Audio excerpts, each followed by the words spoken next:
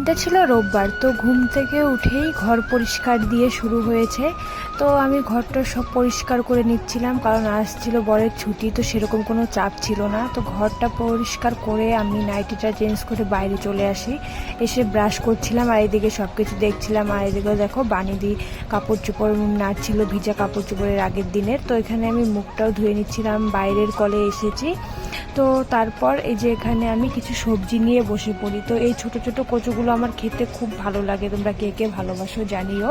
তো তারপরে যে আমি কিছু এখানে মাকে সবজি কেটে দিচ্ছিলাম, কারণ মা এদিকে রান্না বসিয়ে দিয়েছে। তো আমি দেরি করে রান্না করব, মানে একটু চিকেন এনেছি সেটা রান্না করব আমি, আর ওদিকে মা সব রান্না করছে। তারপরে এখানে বর বানিয়ে দিল চিকেন স্টিম, তো সেটাই খেলাম, দারুণ হয়েছে। তো ওইদিকে আবার বাবাকে টিফিন দিতে গেলাম, এখানে মাও রান্না করা শুরু করে দিয়েছে।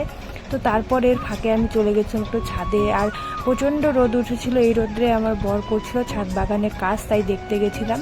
তো তারপর ওখান থেকে এসে আমি এই যে চিকেনটাও বসিয়ে দিয়েছি, আমার চিকেনও রান্না শুরু করে দিয়েছি। তো খেতে দারুণ হয়েছিল। আজকে ভিডিওটা এই পর্যন্ত, কেমন লাগলো জানিও, বাই।